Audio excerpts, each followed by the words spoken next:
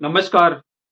आज की वीडियो में डॉक्टर राजेंद्र आपका स्वागत करता हूँ। हेमक्रिस क्लासेस में बने रहिए। बहुत ही इंटरेस्टिंग टॉपिक आज की वीडियो में हम लेकर आए हैं, दैट इज़ एचसीएफ। एलसीएम और एचसीएफ हम कर रहे थे। लास्ट वाली वीडियो में हमने एलसीएम को डिटेल में समझा। आज हम एचसीएफ करेंगे। बेसिकली एचसीएफ होता क्या है? ये हाईएस्ट कॉमन फैक्टर होता है। हम पूरी तरह से इसको डिटेल में समझेंगे। हाईएस्ट कॉमन फैक्टर, जैसे एलसीएम देखा आपने, वैसे ही आपको पूरी डिटेल्ड में बताया जाएगा। अगर आप किसी भी कॉम्पिटिटिव एग्जाम की तैयारी करने जाते हैं तो आप लोगों को वहां पे एचसीएफ और एलसीएम के कॉन्सेप्ट दोनों मिलेंगे। हो सकता है वो क्वेश्चन के अंदर आपको करना पड़े, बट ये कॉन्सेप्ट जरूर मिलेगा। तो आपका ये क्वेश्चन एक नंबर का होने वाला है पूरी तरह से, चाहे आप सी सैट की तैयारी कर रहे हैं, चाहे आप सीयूईटी की तैयारी कर रहे हैं जीएटी पेपर के लिए, चाहे आप किसी भी कॉम्पिटिटिव एग्जाम में आप प्रिपेयर होना चाहते हैं, तो आप लोगों का ये कॉन्सेप्ट पूरी तरह से क्लियर होगा। बस आप हेमक्रिस क्लासेस में बने रहिएगा। हाईएस्ट कॉमन जो फैक्टर होता है वो होता क्या है? That is the greatest number that divides both the numbers. ये एक ऐसा नंबर है जो डिवाइड करता है दोनों नंबरों को। इसमें आपको कोई भी दो नंबर दिए जाएंगे और उनका आपको एचसीएफ फाइंड करना होगा। और वो एचसीएफ का मतलब होता है कि जो ऐसा नंबर आपको फाइंड करना है जो दोनों गिवन नंबर्स को डिवाइड कर देता हो। बिल्कुल सिंपल भाषा में बता रहा हूं कि उन नंबरों को डिवाइड कर देता हो। लेट अस टेक, मैं कोई दो नंबर ले रहा हूं, एक 18 ले लिया मैंने और एक 24 ले लिया एग्जाम्पल के तौर पे। मुझे क्या करना है कि इसके सबसे पहले फैक्टर्स फाइंड करने हैं। अगर मैं 18 की बात करूं तो 18 किसके टेबल में आता है? अगर मैं 6 का टेबल पढ़ूं तो 6 3 सा 18। बड़े इजी वे में आप कर सकते हो। मैंने छोटा सा नंबर लिया है, आप कोई बड़ा भी ले सकते हो। 24, ये भी 6 के टेबल में आ रहा है। 6 4 सा 24। अब आप देख रहे हैं कि मैंने 18 लिया उसके फैक्टर लिए, 24 लिया उसके भी फैक्टर लिए। अब इसका जो एचसीएफ होगा वो क्या होगा? हाईएस्ट कॉमन फैक्टर क्या होगा? कौन सा ऐसा फैक्टर है जो हाईएस्ट भी है और कॉमन भी है बोथ? आप इसको समझ पा रहे होंगे जिन लोगों को पता है। जिनको नहीं पता है, दैट मीन जो हाईएस्ट भी हो और कॉमन भी हो इन दोनों में, दैट इज ओनली 6। जो 6 है वो आपका एचसीएफ है। लेकिन आपको इससे बड़े और डिफरेंट प्रकार के नंबर्स आए, वहां पे एचसीएफ कैसे फाइंड होता है? बेसिकली एचसीएफ को फाइंड करने के भी वही दो मेथड हैं, prime factorization method and methods of division method. That means जो अगर हम मेथड्स की बात करें, जो भी मेथड्स हैं फाइंडिंग एचसीएफ, एचसीएफ को फाइंड करने के फिर से दो मेथड्स हैं। पहले मेथड को प्राइम फैक्टराइजेशन मेथड कहते हैं, प्राइम फैक्टराइजेशन मेथड, और दूसरे को कहते हैं डिवीजन मेथड। डिवीजन मेथड के द्वारा भी एचसीएफ को फाइंड किया जा सकता है। और एक नई टर्म आपको बता दूं, जो भी एचसीएफ है, कई जगहों पे एचसीएफ को जीसीडी के नाम से भी बोला जाता है। GCD, G G means greatest common divisor. Basically अगर हम देखें, हाईएस्ट कॉमन फैक्टर जो होता है एचसीएफ, इसको जीसीडी क्यों कहते हैं? क्योंकि ये ग्रेटेस्ट कॉमन डिवाइजर भी होता है। दैट मीन्स उन दो नंबरों का, अगर इनकी मैं बात करूं, ये ग्रेटेस्ट भी है, कॉमन भी है और डिवाइजर भी है। दैट मीन्स जो 6 है वो डिवाइजर है 18 का, और 6 है 24 का भी डिवाइजर है। इसलिए आप ये कंफ्यूज मत होना कि एचसीएफ और जीसीडी में कोई फर्क होता है। बेसिकली एचसीएफ और जीसीडी एक ही चीज है। अगर कहीं पे ऐसा कॉन्सेप्ट आता है, क्योंकि ये सी सेट की बुक में आपको देखने को जरूर मिलेगा, क्योंकि बड़े लेवल का एग्जाम है, जो यूपीएससी के एग्जाम कोई भी बच्चा उसके लिए प्रिपेयर हो रहा है, तो उसके पेपर्स में आपको अगर सॉल्व करना है तो वहां पे जीसीडी का कॉन्सेप्ट भी जरूर दिया होगा, लेकिन वो बेसिकली होता एचसीएफ ही है।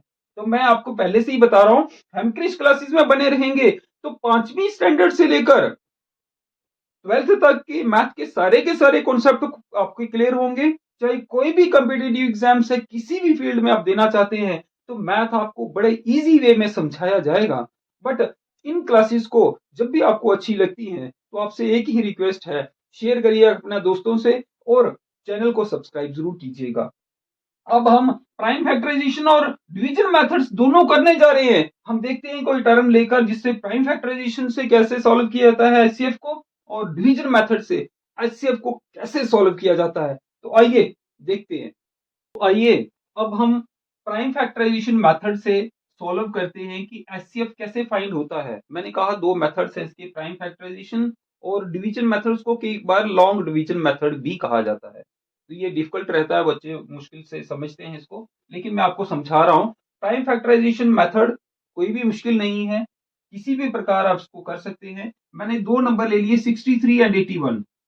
मैं 63 नंबर ले रहा हूँ और दूसरा ले रहा हूँ 81। हम 63 नंबर्स के फैक्टर्स फाइंड करते हैं सबसे पहले। जो इसके फैक्टर्स हैं वो किस तरह से फाइंड किए जाएंगे। मान लो ये मेरा टेबल आएगा 3 3 जा 3 मल्टीप्लाइड बाई 3, 3 3 जा 9, 9 7 जा 63।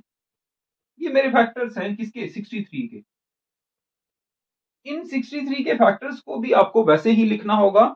ये आपके फैक्टर्स आ गए। अब इसी प्रकार अगर मैं 81 के फैक्टर्स फाइंड करूं तो 81 के फैक्टर मेरे आएंगे 3 3 जा 9, 3 जा 27 और 3 जा 81। ये मेरे फैक्टर आ गए। बेसिकली इसमें भी दो तरीके यूज किए जाते हैं, स्टेप्स 2 हैं, दोनों स्टेप्स की मैं बात कर रहा हूं। मैंने 63 और 81 लिया था। मुझे क्या करना है कि write each numbers as product.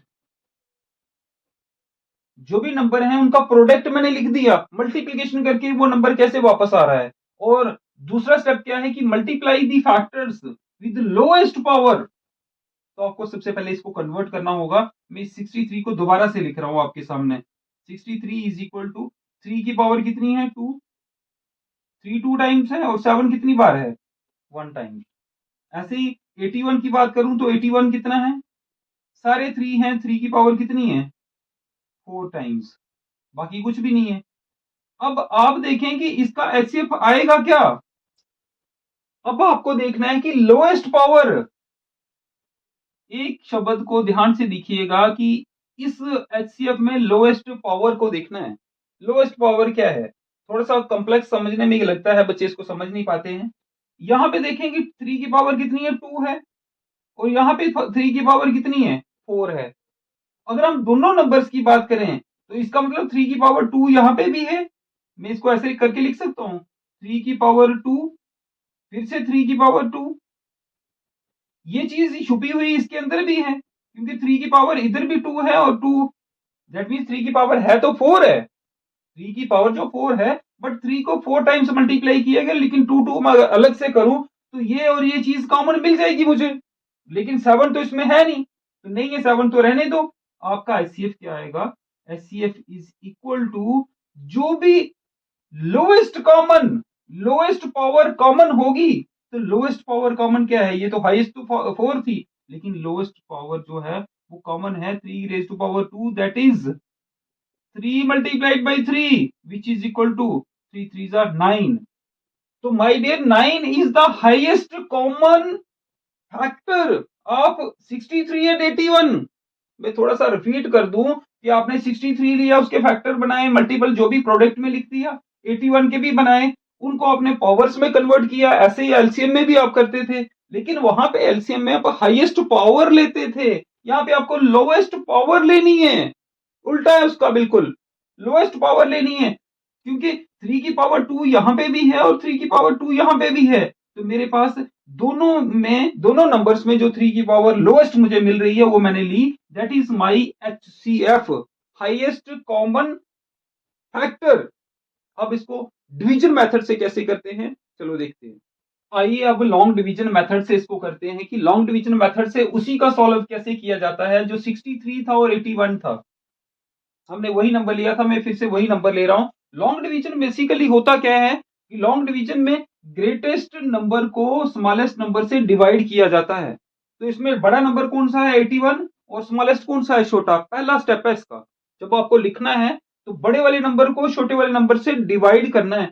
दूसरा स्टेप क्या है कि नेक्स्ट बाद में आपको क्या करना है कि डिवाइड दी प्रोसीडिंग डिवाइजर, जो भी प्रोसीडिंग डिवाइजर आता जाएगा बाई द रिमाइंडर, जो भी रिमाइंडर आपका बचता जाएगा उससे आप उसको बार बार डिवाइड करते जाओगे। तो मैंने क्या किया 63 लिख दिया, छोटे वाला नंबर है इनमें से। अगर मैं 63 को देखूं तो 63 इज लेस देन 81, तो ये बड़ा सा मैंने इसको डिवाइड करना है। मैं 63, अब मेरे पास 81 है, मैं 63 से उसको डिवाइड कर रहा हूं, तो मेरे पास में से 1 से करना पड़ेगा। 63 इंटू 1 63, जो मेरे पास बच क्या गया 18, जो रिमाइंडर बच गया मेरे पास, मुझे फिर से उस 63 को लेना है, प्रोसीडिंग मीन्स उसके नीचे वाला, और मेरे पास बचा कितना है 18। अब ये जो 18 बचा है, पहले तो मुझे इसको से लेस करना है कि इसमें से जो 18 है, मैं 18 को किससे मल्टीप्लाई करूं कि मेरा 63 से कोई लोएस्ट टर्म आए। तो मैंने 18 को 3 से मल्टीप्लाई किया तो मेरा 54 आया। 18 को 3 से मल्टीप्लाई किया तो 54 आया। 54 मेरा आ चुका है। 63 में से मुझे 54 को फिर माइनस करना है, तो मेरा 9 आ रहा है। अब इस 9 में वही 54 जो प्रोसीडिंग टर्म आती जाएगी आगे, 54 आया तो 9 6 जा 54। तो मेरे पास जो ये बच जाता है लास्ट में, आप देख रहे हैं, that is the HCF.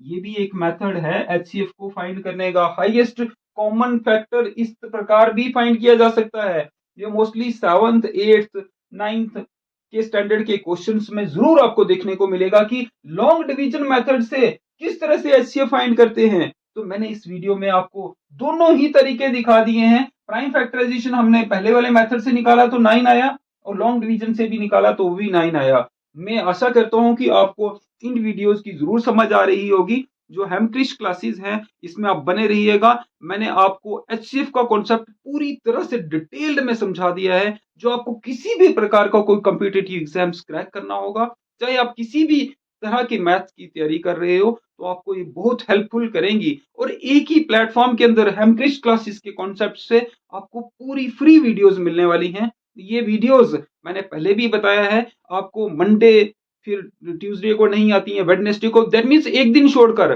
Monday, Wednesday, Thursday नहीं तो फ्राइडे, फिर सैटरडे, इस तरह से एक दिन छोड़कर एक दिन आपको वीडियो जरूर मिलेंगी। आप सारे कॉन्सेप्ट का आनंद लीजिए घर में बैठ के। और इन वीडियोस को अगर ये अच्छी लगती हैं तो आप सब्सक्राइब भी कीजिएगा चैनल को, और शेयर भी कीजिएगा अपने मित्रों के साथ, ताकि वो लोग भी, वो बच्चे भी इसका आनंद और भरपूर आनंद ले सकें।